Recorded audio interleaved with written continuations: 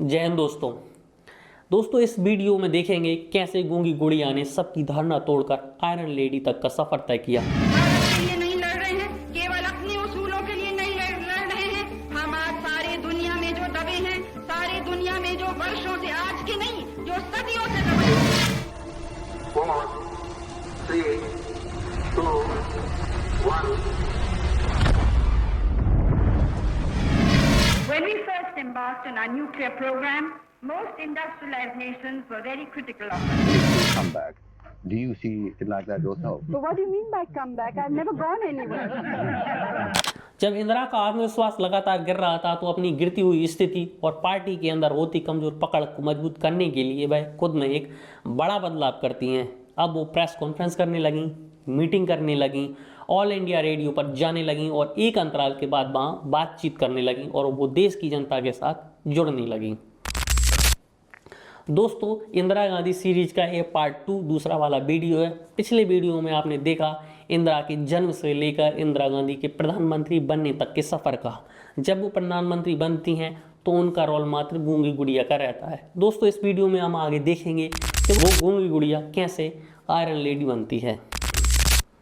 पर यह सब सिंडिकेट को मतलब उस समय के दिग्गज नेताओं को बुरी लग रही थी, क्योंकि वह चाहते थे कि इंदिरा तो गूंगी गुड़िया बनकर रह जाए। पर अब वह एक अलग रास्ते पर चल पड़ी थी। दोस्तों प्रधानमंत्री बनने के बाद पहली बार इंदिरा गांधी मार्च 1966 में अमेरिका की यात्रा पर गईं। तब भारतीय राजदूत बी.के. नेहरू के पास अमेरिका के राष्ट्रपति लिंडन जॉनसन के दाहिने हाथ समझे जाने वाले जैक बेलेंटी का फ़ोन आया। उन्होंने नेहरू से पूछा कि आपने लाइक पत्रिका का ताजा अंक पढ़ा है, जिसमें कहा गया है कि इंदिरा गांधी को पसंद नहीं है कि इंदिरा गांधी को मैडम प्राइम मिनिस्टर कहकर पुकारा जाए। बी.के. नेहरू अपनी आत्मकथा नाइस गाय फिनिशिंग सेकंड में लिखते हैं, राष्ट्रपति जैक बेलेंटी ने पूछा कि जब मैं इंदिरा से मिलूं तो उन्हें क्या कहकर संबोधित करूं। मैंने उनसे कहा कि मैं खुद इंदिरा गांधी से उन्हें पूछकर बताता हूं। जब मैंने इंदिरा गांधी को बताया कि यह फ़ोन किस लिए आया था तो उन्होंने हंसते हुए कहा कि राष्ट्रपति जॉनसन चाहे तो उन्हें सीधे प्रधानमंत्री कहकर बुला सकते हैं। उन्होंने आगे यह भी कहा कि कह दीजिएगा कि मेरे मंत्रिमंडल के लोग मुझे सर कहकर भी पुकारते हैं। इस यात्रा के दौरान व्हाइट हाउस में उनके सम्मान में रात्रि भोज हुआ और फिर उसी दौरान अमेरिका के राष्ट्रपति ने उन्हें डांस के लिए आमंत्रित किया।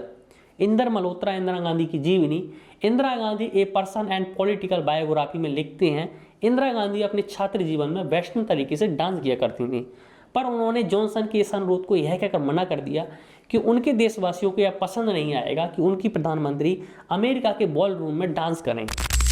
दोस्तों जब इंदिरा गांधी भारत लौटी तो सिंडिकेट से तल्खियां लगातार बढ़ रही थी।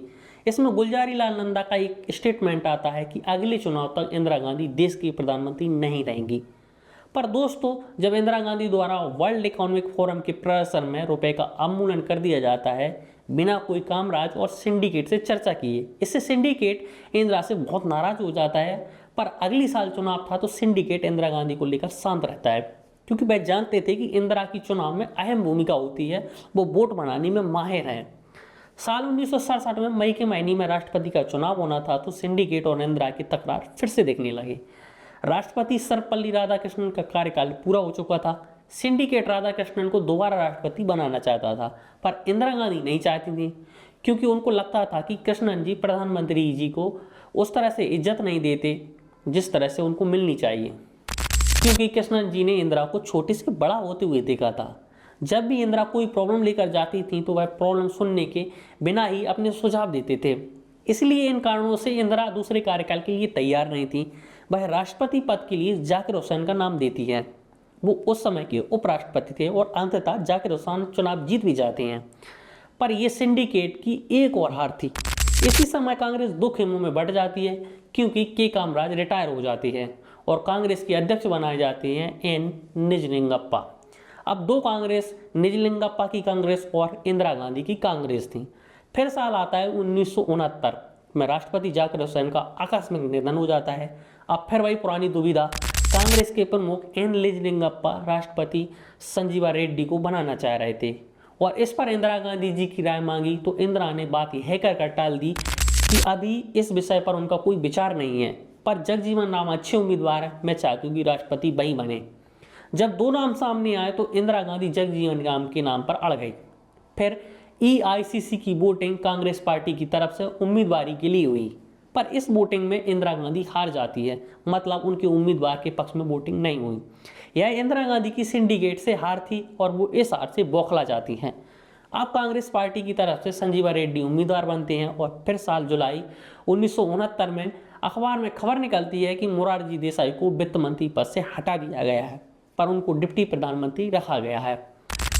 जब यह खबर मोरारजी देसाई को पता चलती है तो वो अपना डिप्टी प्रधानमंत्री का पद छोड़ देती है। अब यह टकराव इतना बढ़ गया था कि जनता भी देख रही थी। अब कांग्रेस फिर से दो धड़ों में बट गई। फिर अगस्त 1969 में राष्ट्रपति का चुनाव होना था, तो कांग्रेस के उम्मीदवार थे संजीवा रेड्डी, निर्दलीय उम्मीदवार थे बीबी गिरी और विपक्ष के उम्मीदवार थे CD देशमुख। पर इंदिरा गांधी ने बीबी गिरी को सपोर्ट किया और कांग्रेस की उम्मीदवार संजीवा रेड्डी का मुखर विरोध किया। उन्होंने निजलिंगा पर आरोप लगाए कि वह कांग्रेस की नीतियों से हटकर काम कर रहे हैं।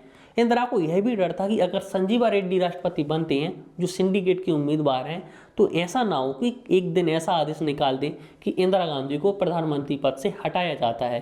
तो इंदिरा गांधी कॉन्शियस वोट की अपील करती हैं।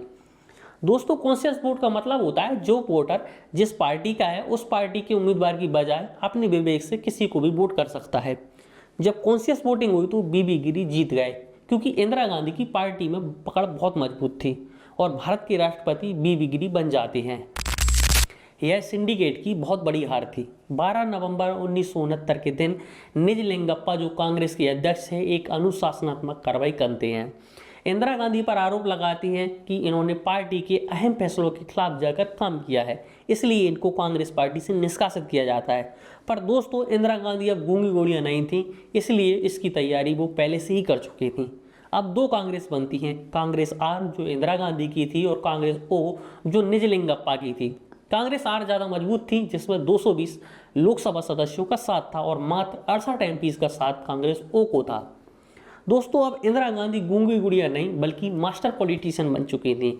वह अपने प्रतिद्वंदियों को साम दाम दंड भेद से पछाड़ रही थी। फिर इंदिरा गांधी ने 14 बैंकों का राष्ट्रीयकरण किया, पर सुप्रीम कोर्ट ने इसको अमान्य कर दिया। फिर इंदिरा गांधी ने इसको एक अध्यादेश के जरिए लागू किया।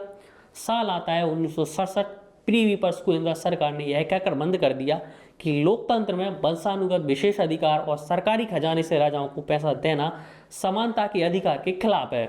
दोस्तों, प्रीवी पर्स भारत में रियासतों के पूर्व शासकों को दी जाने वाली एक विशेष प्रकार की धनराशि या पेंशन थी, जो सरकार की तरफ से दी जाती थी, जिससे सरकारी खजाने पर असर पड़ता था।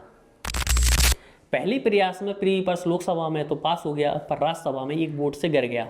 फिर सरकार इसको अध्यादेश से लागू करती है और सुप्रीम कोर्ट इसको असंवैधानिक घोषित कर देता है। गरीबी हटाओ नारे के साथ इंदिरा गांधी 1970 का चुनाव जीतती हैं और फिर 1971 में इंदिरा गांधी 26वें संविधान संशोधन के साथ प्रीवी पर्स को खत्म कर देती हैं। इससे खजाने का बोझ कम हो जाता है। फिर साल जब 1970 में इंदिरा गांधी संयुक्त राष्ट्र के 25वें सम्मेलन में भाग लेने न्यूयॉर्क गईं, वहाँ कई देशों के राष्ट्रीय अध्यक्ष थे। भारतीय दल को न्यूज़पेपर से खबर मिली कि अमेरिकी राष्ट्रपति रिचर्ड निक्सन ने सभी राष्ट्र अध्यक्षों को भोज पर व्हाइट हाउस में बुलाया है।